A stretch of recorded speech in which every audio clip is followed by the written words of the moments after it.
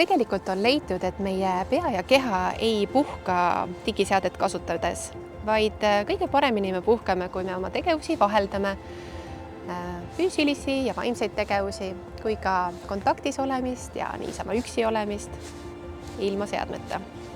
Seega selleks, et päriselt puhata, tõsta oma pilk ekraanilt ja vaata lähedasele silma, sest see päriselt täidab nii sind ennast kui ka sinu lähedast.